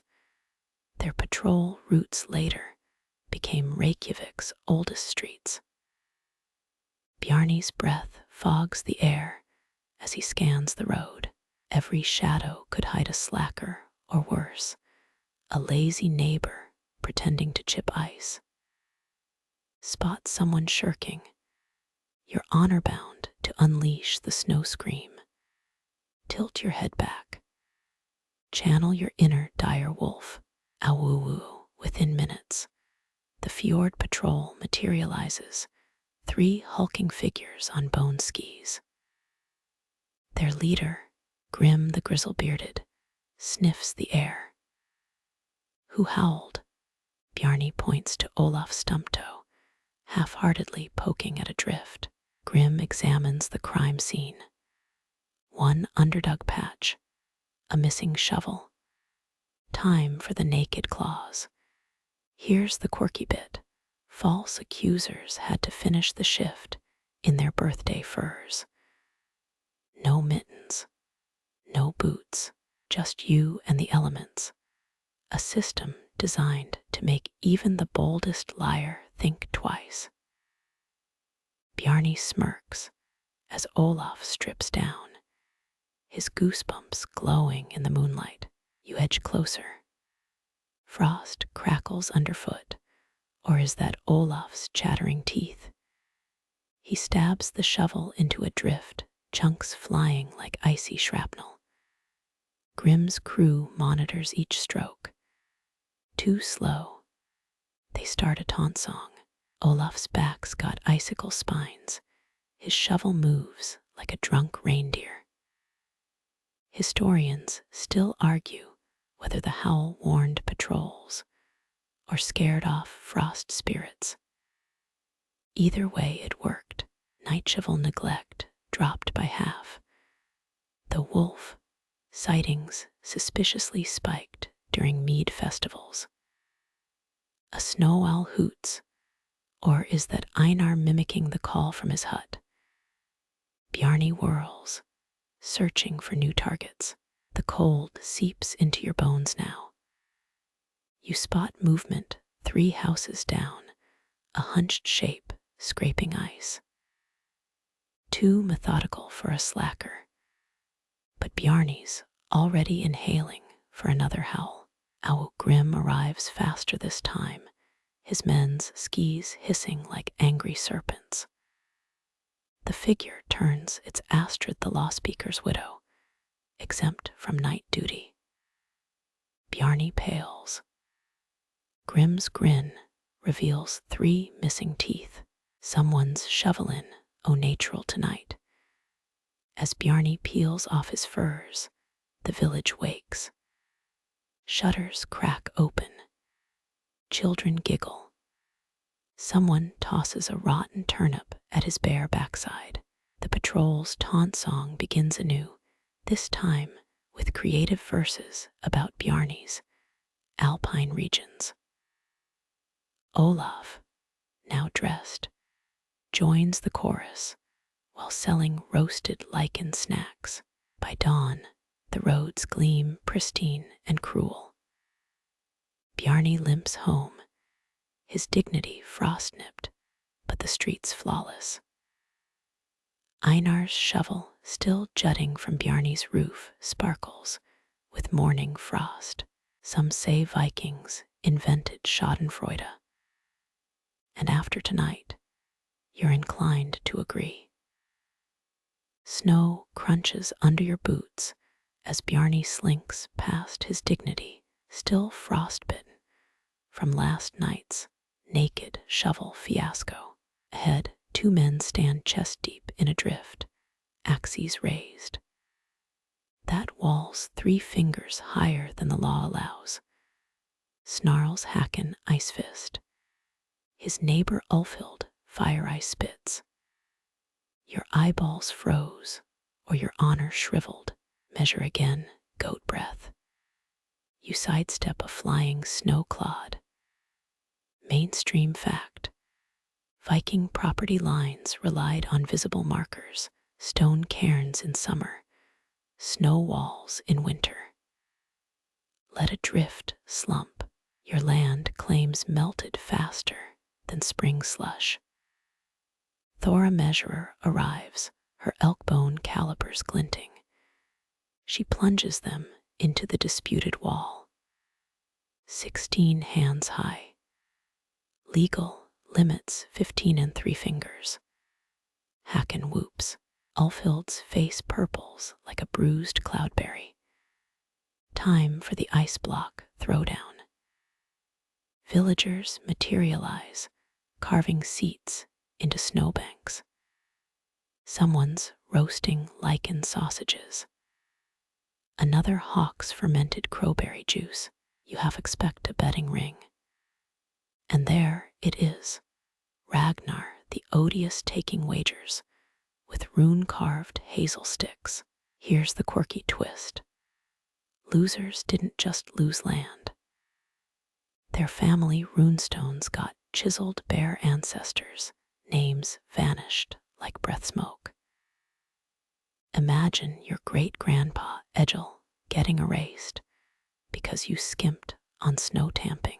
Ulfhild hefts a 100-pound ice block quarried from the chieftain's glacier. Hakon matches him. They kneel. Thora slams her staff. Arm wrestle for honor and thaw-proof memories. Muscles bulge. Ice creaks. A child in the front row gets peppered with frost shards. Ulfhild's veins look ready to burst through his skin. Hakon's grunt echoes off nearby peaks.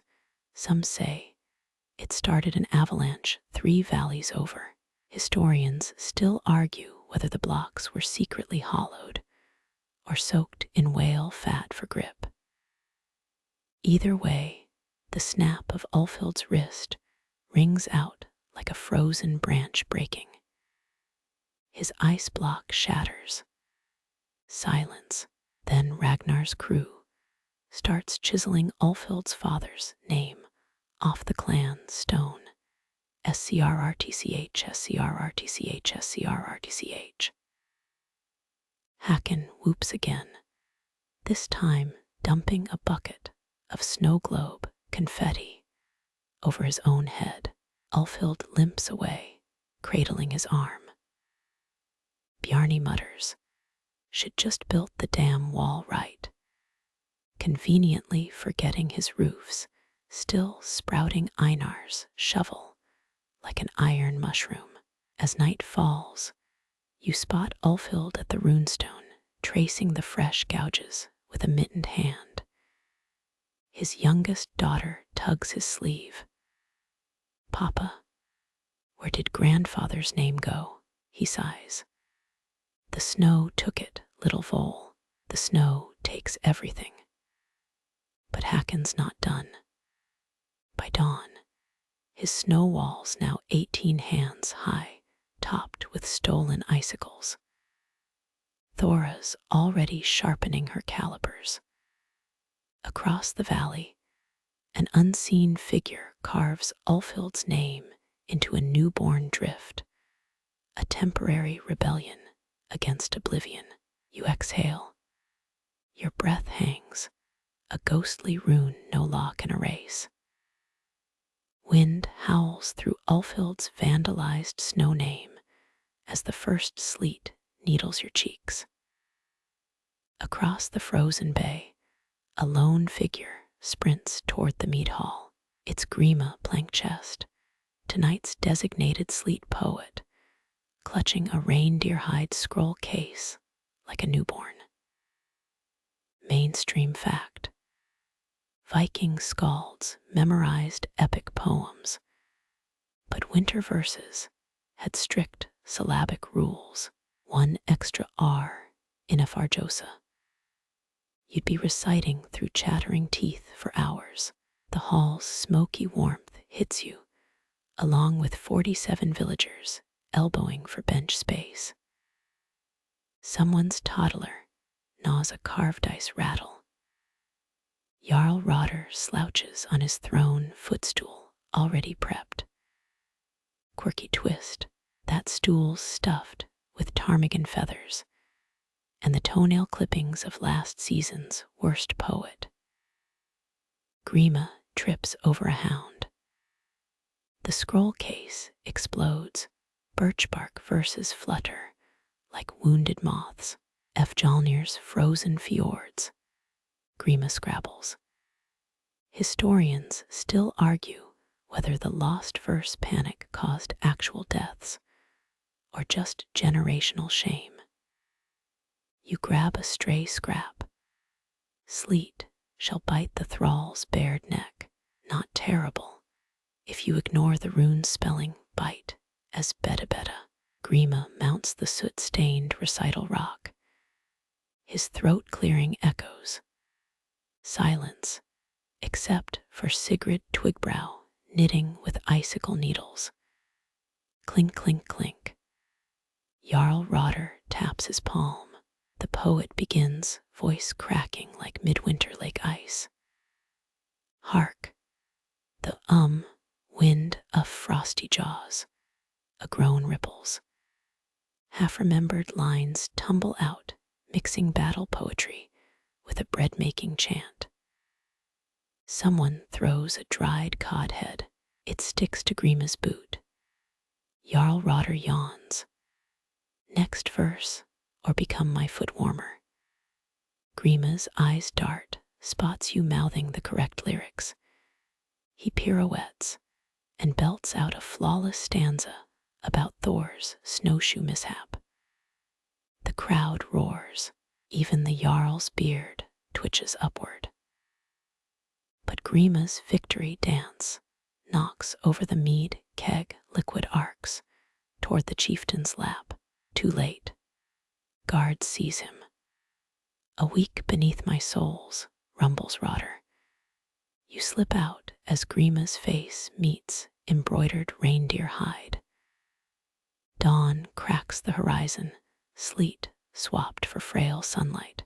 Against the mead hall's eastern wall, a rune-covered poet's stool sprouts icicles, each tip glinting with what might be tears or last night's spilled mead.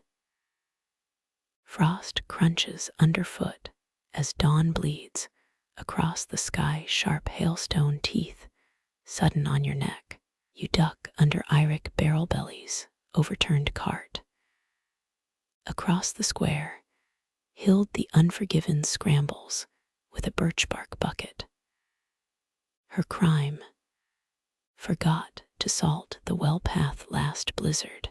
Now she's got until sunrise to collect 200 hailstones. Or face the moot court's frozen verdict, mainstream fact alert. Viking laws often tied punishments to nature's whims. Melt a glacier-carved oathstone. Pay in summer barley. But hail amnesty. That's winter's loophole. Hild's fingers purple as she plucks ice marbles from a drift. 43, she mutters. Need 43 more. Quirky twist incoming. Ever seen a Viking lick a hailstone? Hold that image. Hild's haul must include only true hail, pebble-free. So she pops one in her mouth. No grit, she spits. Bless Freya. A shadow looms Bjorn Frostbeard, the hail tax enforcer. His copper sieve glints. Poor M. Hild's bucket clinks into the mesh. Bjorn counts like a man tallying war dead. 198. Too short. The old wells drift, Hild pleads. Fresh stones there, sun's rising.